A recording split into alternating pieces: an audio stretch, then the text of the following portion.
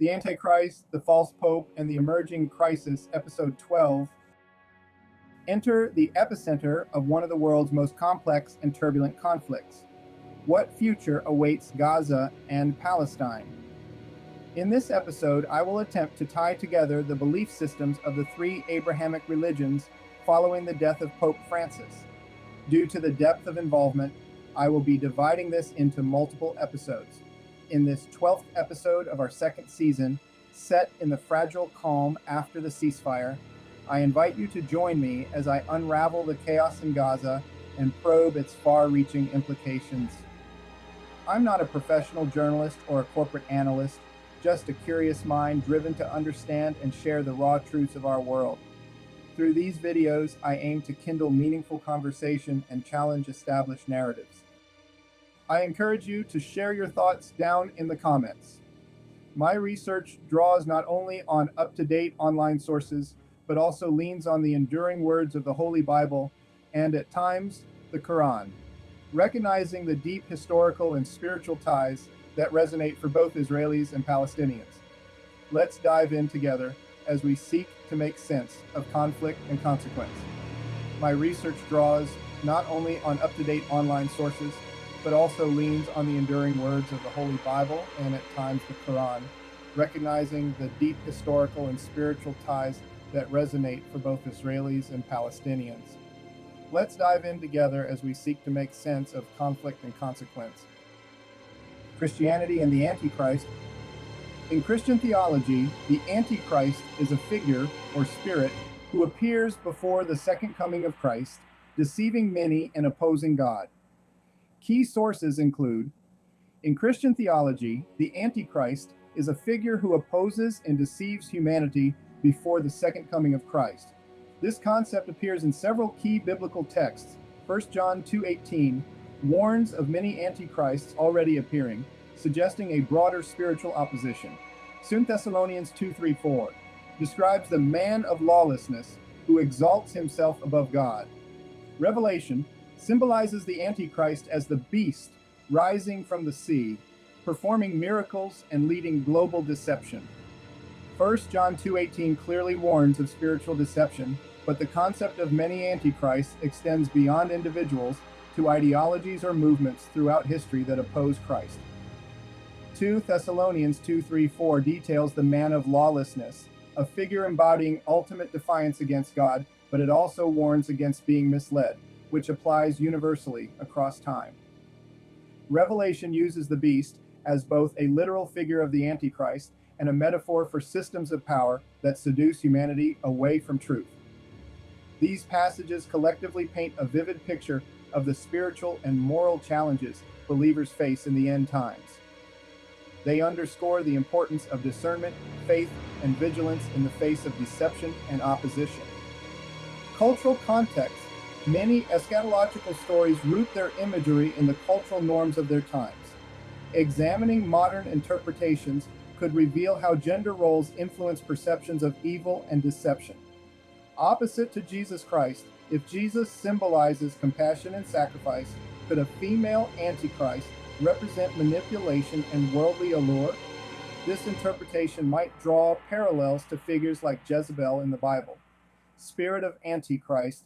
Rather than focusing solely on gender, some theological views suggest the Antichrist could represent a spirit of opposition, embodied in individuals or institutions, regardless of gender. Including this perspective in your script could deepen the discussion and invite viewers to reflect on how historical and cultural contexts shape religious symbolism. Shall we expand further on this, or explore connections to other traditions like Judaism and Islam? You're off to a phenomenal start. 1 John 2:18, children, it is the last hour, and just as you heard that Antichrist is coming, so now many Antichrists have appeared. 2 Thessalonians 2:3-4, Paul warns about the man of lawlessness, who opposes and exalts himself above all that is called God. Book of Revelation describes a beast rising from the sea, working miracles, deceiving the world, and persecuting the faithful. Rome and the Seven Hills. The whore of Babylon sitting upon seven heads is commonly interpreted as referencing Rome, the city famously built on 7 hills.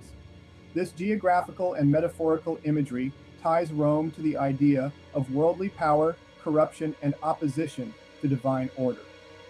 Connecting this to the Dajjal's role as a deceiver, Rome could symbolize human institutions, systems entrenched in greed, oppression, and betrayal of spiritual values. Judaism. Jewish eschatology does not recognize an Antichrist figure per se. Instead, Judaism speaks of false messiahs, Moshiach Sheker, who lead Israel astray. The ultimate figure of hope is the true Messiah, Mashiach ben David. Not an antichrist, but rather the absence of false messianic claims defines Jewish concern.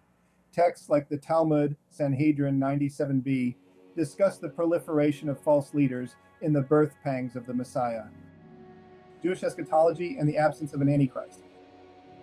Unlike Christian theology, which prominently features the Antichrist as a figure of ultimate opposition to Christ, Jewish eschatology does not recognize a singular Antichrist figure.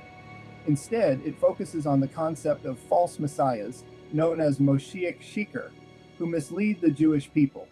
This distinction reflects Judaism's emphasis on the hope for the true Messiah, Mashiach ben David, and the dangers posed by false claims to messianic status. False messiahs, Moshiach Sheker. The idea of false messiahs arises from the Jewish concern about individuals who claim to be the Messiah but lead Israel astray. These figures are seen as obstacles to the ultimate redemption and are often associated with periods of turmoil and suffering. Historical examples include Bar Kokhba, a leader who was initially hailed as the Messiah during the Jewish revolt against Rome, but failed, leading to devastating consequences for the Jewish people. The proliferation of false messiahs is seen as part of the birth pangs of the Messiah, a term used to describe the trials and tribulations that precede the arrival of the true Messiah. The true Messiah, Mashiach ben David. Jewish eschatology centers on the hope for the true Messiah, Mashiach ben David, who is believed to be a descendant of King David. This figure is expected to Shabbatai Tzvi, a 17th century figure who claimed to be the Messiah but later converted to Islam, causing widespread disillusionment. Restore Israel, gather the Jewish people from exile, and return them to the land of Israel. The idea of gathering the Jewish people from exile and returning them to their ancestral homeland has deep roots in Jewish theology and tradition. It is tied to biblical promises. The Torah and other Jewish texts repeatedly emphasize God's covenant with Abraham, Isaac, and Jacob, promising the land of Israel to their descendants. Exile and diaspora, displacement during events like the Babylonian exile, 6th century BCE, and Roman destruction of the Second Temple, 70 CE, emphasize spiritual ties to the land, modern Zionism, and the State of Israel. The late 19th and early 20th centuries saw the rise of Zionism. The Balfour Declaration, 1917, supported the establishment of a Jewish homeland in Palestine. The Holocaust intensified the urgency for a Jewish state, leading to Israel's creation on May 14, 1948. Theological and symbolic significance. For many, the creation of Israel represents the fulfillment of prophecy, a step toward the restoration of the Jewish people to their promised land as envisioned in biblical texts, Genesis 15:18. It is also seen as a symbol of hope and renewal, embodying the resilience and enduring connection between the Jewish people and their ancestral homeland. Rebuild the temple. The rebuilding of the temple in Jerusalem is a central theme in many interpretations of end times prophecy, especially within Christian eschatology. Although the Bible does not explicitly state that the Antichrist will rebuild the temple, certain passages have been interpreted to suggest its pivotal role in his rise to power. Revelations 13:6, literal versus metaphorical. Some theologians argue that the temple mentioned in prophecy could be metaphorical, representing the church or the human body as the dwelling place of God, 1 Corinthians 6:19. Others believe a literal temple must be rebuilt. Cornerstone of the Antichrist's power. The Antichrist may use the temple as a stage to perform miracles and claim divine authority, thereby consolidating his power. While interpretations vary, the temple remains a powerful symbol in eschatological discussions, representing both divine worship and potential deception. The Talmud and the birth pangs of the Messiah. The birth pangs of the Messiah, Shevle Mashiach, refer to the tumultuous period preceding the arrival of the true Messiah, Mashiach ben David. This concept is rooted in Jewish eschatology and characterized by societal upheaval, moral decline, and spiritual trials, Sanhedrin 97b. Challenges during this period. The Talmud outlines several difficulties that will arise during the birth pangs of the Messiah. Moral and social decline, corruption, dishonesty, and materialism will overshadow spiritual values, leading to a loss of communal cohesion. Economic hardship. Poverty and inequality will prevail, with necessities becoming scarce. Wars and conflicts. The prophesied wars of Gog and Magog will bring global strife and confrontations. Ezekiel 38:39. False leadership. The emergence of false messiahs, Moshiach Sheker, will lead to spiritual confusion and manipulation of the people. False leadership. The emergence of false messiahs, Moshiach Sheker, will lead to spiritual confusion and manipulation of the people. Hope amidst challenges. Despite these trials, Jewish eschatology emphasizes faith, resilience, and the ultimate triumph of the Messiah. The Talmud encourages believers to uphold spiritual values and trust in divine intervention, which will bring redemption and universal peace. Sanhedrin 97b. Magog and biblical prophecy. Magog is a land mentioned in Ezekiel 38-39, led by Gog, often associated with nations playing a role in end times events. Interpretations vary, but scholars have attempted to identify Magog's descendants and geographical connections. Biblical context. Magog is one of Japheth's sons, Genesis 10:2, with descendants believed to have settled in regions north of Israel. Ancient associations. Magog is linked to the Scythians, nomadic tribes around the Black Sea and Caspian Sea, as noted by historian Flavius Josephus. Modern speculations. Scholars associate Magog with Central Asia, including nations such as Kazakhstan, Kyrgyzstan, Uzbekistan, and Russia, extending its influence to Turkey, Afghanistan, and Iran based on geography and history. Modern speculations. Scholars associate Magog with Central Asia, including nations such as Kazakhstan, Kyrgyzstan, Uzbekistan, and Russia, extending its influence to Turkey, Afghanistan, and Iran based on geography and history. Islamic influence in modern context. The nations associated with Magog today are Islamic, reflecting the rise of militant Islam in Central Asia after the fall of the Soviet Union. Countries like Iran, Turkey, and Afghanistan have also exerted influence in this region, intertwining their identities with the prophetic narrative. End times prophecy. Gog and Magog in biblical prophecy. Modern interpretations. Magog is often seen as part of a coalition of nations that will rise against Israel in the battle of Gog and Magog. Described as coming from the north, this coalition includes nations historically linked to Magog's descendants, Gog. In Ezekiel 38:39, Gog is described as a leader or prince from the land of Magog, coming from the remotest parts of the north. Magog, mentioned in Genesis 10:2 as one of Japheth's sons, Magog's descendants settled in regions north of the Black and Caspian Seas. Historians like Flavius Josephus associate Magog with the Scythians, nomadic tribes of southern Russia and Ukraine. Russia and Moscow. Many links Magog to Russia due to its northern location relative to Israel and historical ties to the Scythians. The similarity in sound between Meshech, Ezeknir 38.2, and Moscow has also led to this association, though it remains debated.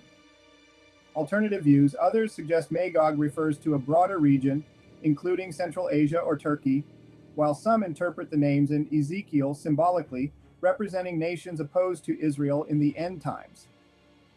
Turkey's role in prophecy. Biblical names and their connection to Turkey. Meshech and Tubal. Ezekiel describes Gog as the chief prince of Meshech and Tubal, commonly associated with central and eastern Turkey. Gomer and Beth Togarmah.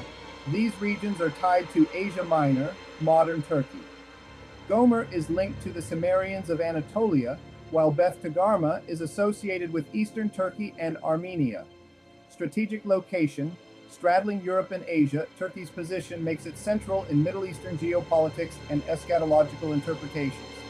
Modern implications. Turkey's increasing influence, particularly under President Recep Tayyip Erdogan, aligns with interpretations of a coalition described in Ezekiel. Some see Turkey's opposition to Israel as fulfilling aspects of the prophecy. Judaism and metaphorical teachings, Satan's throne and Jewish eschatology. Turkey's geopolitical significance. False messiahs. Jewish eschatology warns against false leaders, Moshiach Sheker, echoing themes of spiritual deception found in Revelation. These figures lead Israel astray through idolatry and false worship. Geographical symbolism. While Judaism does not explicitly state that false messiahs originate from Turkey, the concept of spiritual opposition from centers of idolatry aligns with Revelation's metaphorical description of Pergamum. Does the Antichrist come from Turkey? The idea that the Antichrist comes from Turkey is speculative. Ezekiel 38:39. These chapters describe Gog and Magog as regions potentially including Turkey, suggesting a role in end times events. Revelation's symbolism, Pergamum, described as Satan's throne, symbolizes moral corruption rather than identifying Turkey as the Antichrist's origin. While many scholars link the names in Ezekiel to regions in Turkey, others argue that these names could represent broader areas or symbolic entities. The association of Gog and Magog with Turkey is one of several interpretations, alongside connections to Russia, Central Asia, and other regions. Key differences from Christian eschatology. Jewish eschatology focuses on false messiahs rather than an antichrist, emphasizing collective responsibility. This contrasts with Christian eschatology's depiction of a singular figure of ultimate opposition to Christ. Sanhedrin 97b. What is collective responsibility in Judaism? Collective responsibility refers to the Jewish people's covenantal obligation to uphold faith, moral conduct, and adherence to divine commandments, mitzvot. This ensures spiritual renewal and redemption. Faithful adherence to commandments. Observing the 613 mitzvot is both an individual and communal obligation. Tikkun Olam, repairing the world, promotes righteous actions to create a better world, preparing for ultimate redemption. Communal accountability recognizes the interconnectedness of individuals' actions within the broader Jewish community. Role in preparing for redemption. Jewish eschatology ties collective responsibility to the arrival of the Messiah. Moral and spiritual preparation, strengthening Torah study and ethical behavior is essential for redemption. Moral and spiritual preparation, strengthening Torah study and ethical behavior is essential for redemption. Moral and spiritual preparation, strengthening Torah study and ethical behavior is essential for redemption. Hope and restoration. Hope and restoration. Jewish eschatology aims not to confront evil, but to establish a harmonious and just world under the true Messiah. Unity and harmony. Fostering peace within the community accelerates the process of salvation. Birth pangs of the Messiah highlight the need for resilience and adherence during trials of the pre-Messianic era. Islam. Islam features a clear Antichrist figure, the Dajjal, or the deceiver. He is a one-eyed false messiah who misleads people through miracles and lies. According to hadiths like Sahih Muslim and Sahih al-Bukhari, the Dajjal appears before the day of judgment and is ultimately defeated by Isa, Jesus. This figure symbolizes massive global deception, especially in religious leadership and worldly power. Women as deceivers in early teachings. Historically, women are often portrayed as deceivers in religious and cultural narratives. Christian theology, Eve's role in the Garden of Eden, serves as an archetype of deception, biblical figures. Jezebel exemplifies manipulation and moral corruption. These portrayals contribute to broader cultural perceptions of women as cunning or cruel, intersecting with eschatological narratives of deception. Both revelation in Christianity and descriptions of the Dajjal in Islam reveal symbolic parallels. One eye, Revelation's beast, metaphorically aligns with the Quranic description of the Dajjal's one eye, symbolizing power to deceive, but lacking moral balance. The connection between Revelation and Quran. Forehead, the mark on the Dajjal's forehead, kafir, resonates with the whore of Babylon in Revelation, who bears the name Mother of Abominations on her forehead. Both represent defiant rejection of divine truth. The debate between externalized evil, Antichrist as a specific entity, and internal struggles, human traits of greed and cruelty, is central to eschatology. Biblical depictions speaks of many antichrists and a singular ultimate antichrist. Revelation 13 portrays the beast leading humanity astray. Human traits and evil as a thought. Historical interpretations. Figures like Nero exemplify how individuals have historically been identified as antichrists. Theological implications. Viewing the Antichrist as a specific entity externalizes evil, positioning it as a force resisted through faith and divine intervention. An alternative interpretation sees the Antichrist not as a singular external figure, but as a symbolic representation of humanity's capacity for greed, cruelty, and self-deception.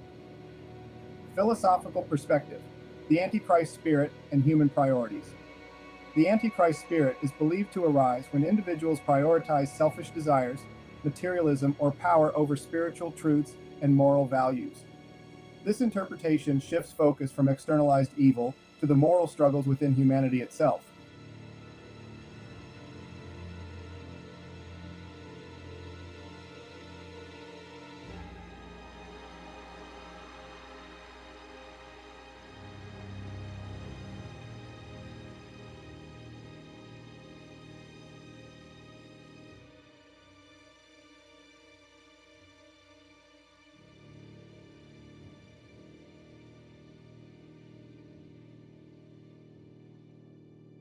The Antichrist spirit and human priorities.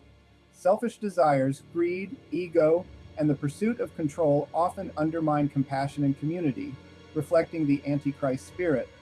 Materialism, idolization of wealth and possessions, distances individuals from spiritual fulfillment, corrupting moral values and perpetuating inequality.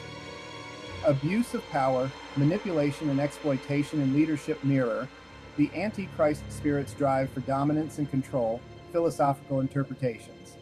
Philosophical traditions, such as those of Socrates and Kant, examine the duality within human nature and the tension between base desires and ethical ideals.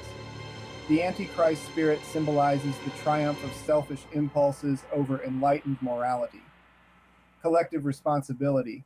Combating the Antichrist spirit requires introspection, accountability, and communal action to counter greed and deception.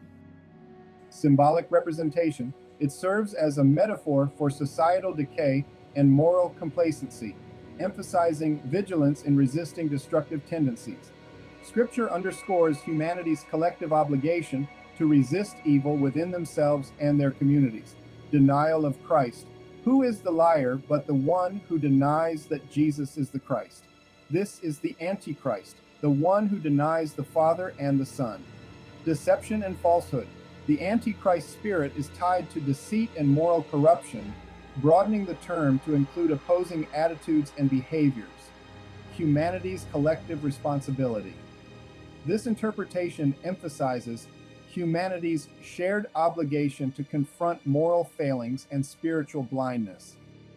Moral accountability. Individuals must align their values and actions with Christ's teachings to resist the Antichrist spirit. Spiritual vigilance. Communities must safeguard against false leaders and ideologies that promote injustice and moral decay. Moral and psychological implications. Relegating the Antichrist to human traits places emphasis on introspection and personal accountability. Internal conflict. The battle against the Antichrist spirit becomes an internal struggle, challenging individuals to confront their moral failings. Universal struggle.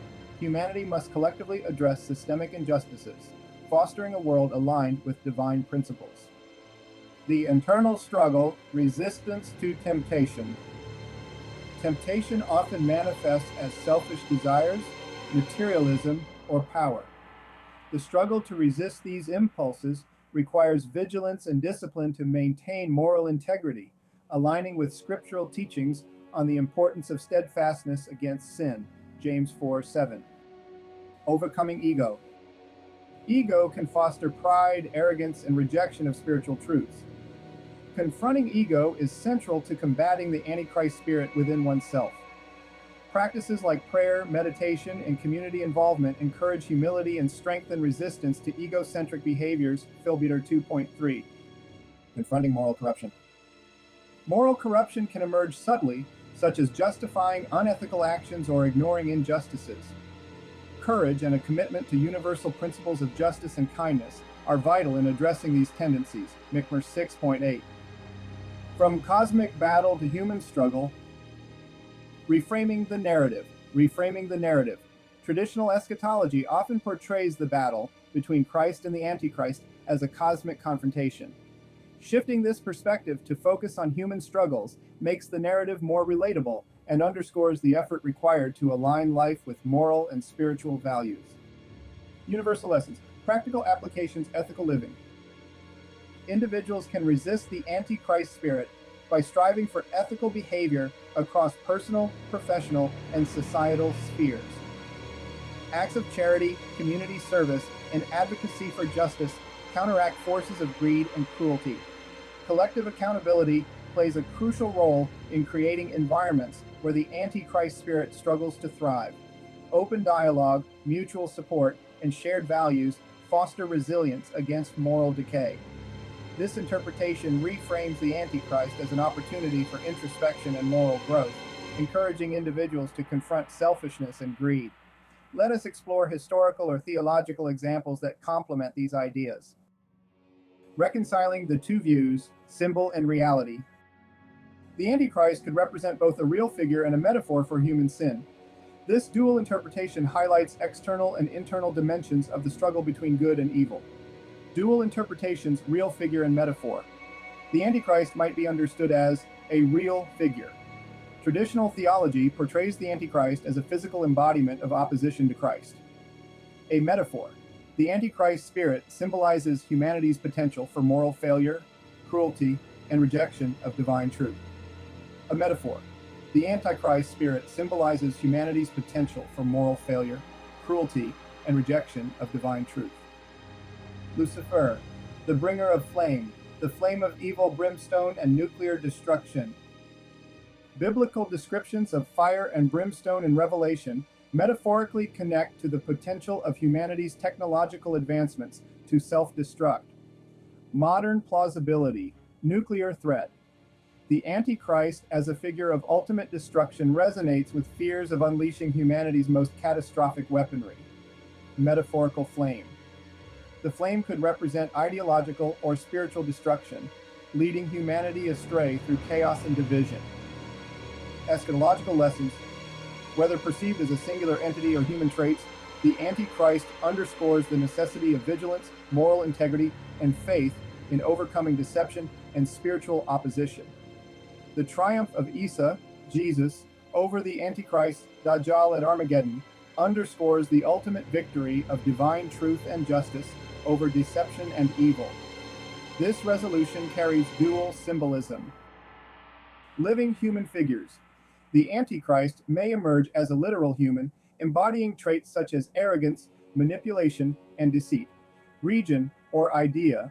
Alternatively, the Antichrist could represent broader concepts such as societal corruption or human tendencies toward evil. Armageddon, therefore, signifies both a physical confrontation and a moral reckoning. In Islamic eschatology, the Dajjal, or the deceiver, serves as a central figure in end times prophecy. Similar to the Christian Antichrist, the Dajjal symbolizes deception, false leadership, and opposition to divine truth. Core elements, physical traits. The Dajjal is described as one-eyed, with the word kafir, unbeliever, written on his forehead. This incomplete vision symbolizes his deceitful nature and spiritual imperfection. Deceptive powers. He performs miracles to lure people into following him, such as reviving the dead and causing rain to fall. Global deception, claiming divinity. The Dajjal misleads masses, representing a test of faith where believers must resist his temptations.